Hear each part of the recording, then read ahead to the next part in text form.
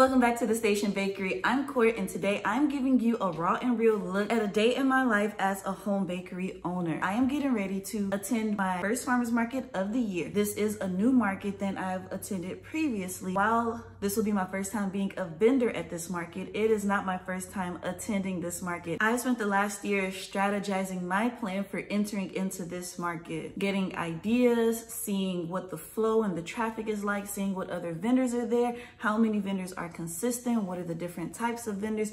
I've just been taking all the notes, and I'm finally ready to actually jump in and become a vendor myself. I don't want to waste any more time. Let's get into the actual business side of this day in my life as a home bakery business owner. I'm going to walk you through what I plan to sell and my reasoning for each.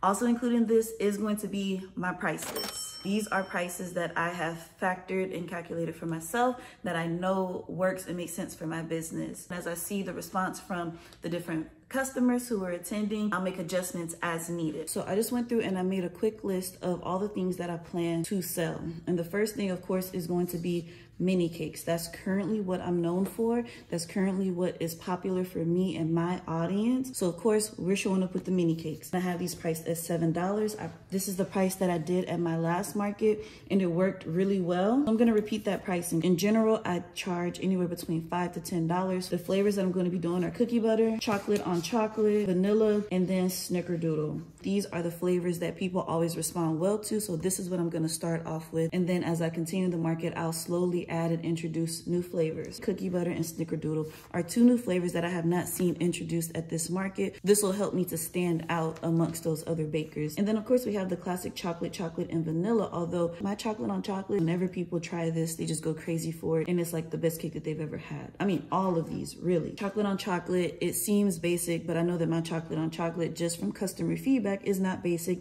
And then my vanilla cake is bomb.com as well. I have factored out how many of each flavor of mini cake I want to make. My recipes were specifically created for mini cakes, although they work for cakes and cupcakes and everything as well. One batch makes 12, so it's easy for me to put this together. A dozen cookie butters, a dozen chocolate on chocolate, and then I'll have 6 vanilla and 6 snickerdoodle. Just mainly because vanilla is kind of a plain flavor, and while people like it, for a market, is just not that stand out of a product. But I still want to have it there because there are some people who like to keep it simple, and I will throw some sprinkles on there because, you know, the kids. You read some of my blog posts and my articles, I talk about this. Throw some sprinkles on something and you will win over the kids. And then snickerdoodle, because again, this is kind of a newer flavor, which I love. It's actually one of my most favorite flavors. I'm just gonna go with half a dozen, which brings me to a total of 36 mini cakes that I'll be taking to this market. The $7 a piece comes out to, I believe, $252. Now moving on to my next item that I plan to bring, which are cake slices, and these are gonna be $12. Flavors that we're gonna do here are funfetti, cookie butter, strawberry crunch, and vanilla. But these vanilla ones are going to be a little bit different, and I'm going to tell you about those in just a minute. I'm going to hit cookie butter with everything that I have because I always get such positive feedback on cookie butter, and there's still so many people out there who have not tried cookie butter before, and when they try it, like, they're hooked. So I'm going to hit cookie butter in every product that I'm going to be selling. This will be my first time launching strawberry, and the reason why I chose a strawberry, so how I see it, these are very dark flavors. Cookie butter and funfetti, chocolate, snickerdoodle. Those are very dark and warm flavors. And I wanted to have something to combat that, something that's more bright and more light, you know? So like strawberry will do that. And then I'll have the vanilla printed. Now what this means is I have had the opportunity to get an edible printer that prints directly onto food products. Basically, these are gonna be edible printed cake slices that I plan to launch at this farmers market. So again, my price is $12. We're doing 24 cake slices at $12 a piece, comes out to about $288, I believe, if I'm doing my math right. And over here, I have cookies. I don't generally sell cookies. Have I sold cookies before? Yes. Am I a cookie girl? No. Am I going to become a cookie girl? Yes. Okay. And this is just to kind of diversify what I have to offer. And because I have a lot of ideas, and this is just the starting point for me. 2 dozen printed sugar cookies, because again, like I said, I got that edible printer, right? So I'm gonna make the use, I'm gonna make it do what it do. That I'm gonna sell for $5. Then I'm also gonna have 12 of my cookie butter cookies. Now, I released this last year, and I do have the recipe already up on my website for free. So if you're interested in that, head to my website or just go to Google and type in the Station Bakery cookie butter cookies, and it's gonna come up, okay? You'll have my recipe. So I plan to do cookie butter cookies, and I want them to be large cookies like this, large and like the flat chewy cookies. That's what I like. That's what I like, and that's what I wanna sell. And I'm gonna do 12 of those at $5 a piece. And then I'm gonna do the same variation of the cookie, but as minis. I believe that this brings me to a total of $210 from the cookies. So $210 from the cookies, $288 from the cake slices, and $252 from the mini cakes. I hope that you're following this, and I hope that this is helpful to see like kind of how I do my markets and how I plan it out. So let's move on. Our sampler packs. These were very popular at my last market, and I believe these were the first things to sell out. And what I did, I just did like 4 different flavors in one box. And because I like that, like I like to get a variety. If I have the choice between choosing like 1 flavor of something or 4 flavors of something, I'm going for the 4 flavors. A little mix and match here and there, that's what I'm gonna do. And I thought if I'm like that, then certainly there are other people who are like that too. And guess what? I was right. So I'm bringing back the sampler packs. I have 2 different ideas that are going off in my head. I just chose the option that I did last time, and I'll put the packaging in here so you can see it. That's what I'm planning on going with, but I do have another packaging option. I'm planning on charging between $15 and $18. If I go with the other one, I'm going to charge at least $20. And I've been going back and forth if I wanted to do 3 flavors or 4 flavors. Last time I did 4 flavors. Again, we're gonna hit that cookie butter every single time, okay? Every single time. Chocolate, strawberry crunch, and then funfetti. I think that this is a good mix to give people kind of like a good idea about my business and my flavors. And we're gonna do 12 of those. At least that's the plan. If I charge this at the lowest price of $15, that's gonna come out to be $180 coming in from the sampler packs if I sell out. I'm really excited about these because it's a new idea that I thought of. I want to have mini cupcakes that I'm gonna sell for $1.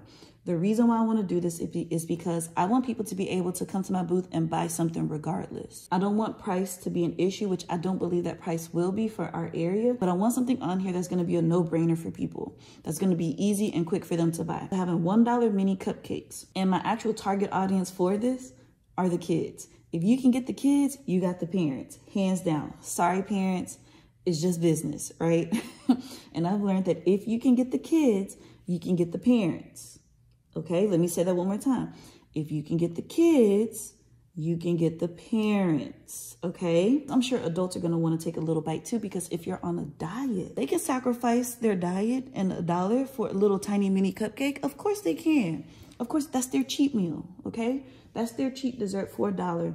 They didn't lose much from their pockets, and they're not gonna lose much on their waist. 24 of those, and it's just gonna be simple. I'm doing it with vanilla with sprinkles. That's it. I'll probably do some without sprinkles too, because not everybody likes sprinkles. Me personally, I'm not really a big fan of sprinkles. Add sprinkles to it, it's just a higher chance that I don't want it. But the kids want it. The kids want it.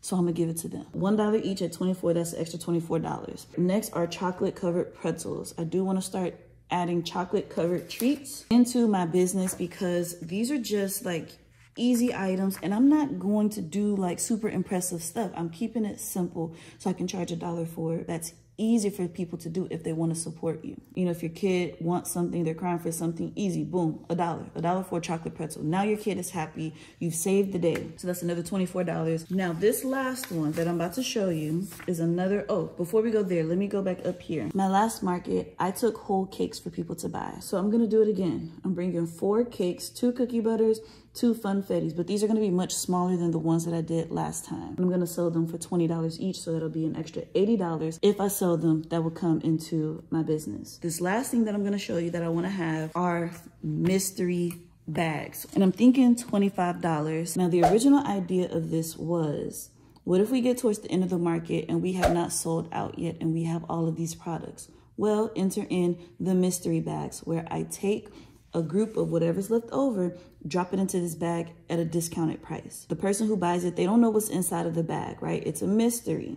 So it kind of gamifies the buying experience, but it also helps me get rid of any leftover products that I may have, but in a fun way and in a way that doesn't feel like, oh, these are scraps, right? But I also think that these could just sell by themselves. You don't know what to get, you're indecisive, here, grab a mystery bag. I've already decided for you. They don't know what they're gonna get, but they're gonna love it. And it's gonna be a surprise to them. It's gonna be so fun. I would love that. Like, this is like a very flexible option to help me sell off my products. All right, I'm running out of time because my son is starting to wake up, which is a perfect ending point for me for this part. If you have any questions, drop them down below. Next, I'm going to be planning out my ingredients because these are products that I need to work on and practice to make sure I can get them down. That's what's going to be coming up. I'm going to be buying my groceries for this and getting prepared. I'm also going to give you a walkthrough of my pantry. Some of you have been asking to see my setup, so I'm going to show you that in this video as well. So stay tuned, and yeah, we're going to reconvene in just a little bit.